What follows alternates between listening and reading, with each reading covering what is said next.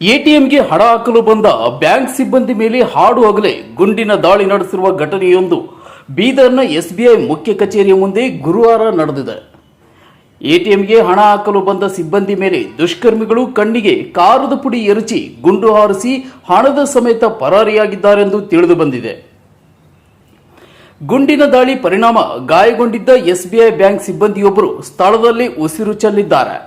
SBI bank ಸಿಬ್ಬಂದಿ GSC ವಾಹನದಲ್ಲಿ ಲಕ್ಷಾಂತರ ರೂಪಾಯಿ ಹಣವನ್ನು ತೆಗೆದುಕೊಂಡು ಬಂದಿದ್ದರು. ಇನ್ನೇನು ಎಟಿಎಂಗೆ ಹಣ ಹಾಕಬೇಕು ಎನ್ನುವಷ್ಟರಲ್ಲಿ ಸ್ಥಳಕ್ಕೆ ಬಂದ ದುಷ್ಕರ್ಮಿಗಳು ಏಕಾಏಕಿ 5 ಸುತ್ತಿನ ಗುಂಡಿನ ದಾಳಿ ನಡೆಸಿದ್ದಾರೆ.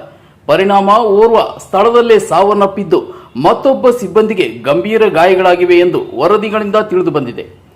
ಕದೀಮರು ಹಣದ ಪೆಟ್ಟಿಗೆಯನ್ನು ತೆಗೆದುಕೊಂಡು ಹೋಗುತ್ತಿರುವ ದೃಶ್ಯ ಸ್ಥಳೀಯರ ಫೋನ್ನಲ್ಲಿ ಸೆರೆಯಾಗಿದೆ. ಈ ವಿಚಾರ ತಿಳಿದ ಕೂಡಲೇ ಘಟನಾ ಸ್ಥಳಕ್ಕೆ ಪೊಲೀಸರು ಭೇಟಿ ನೀಡಿ ಪರಿಶೀಲನೆ ನಡೆಸುತ್ತಿದ್ದಾರೆ.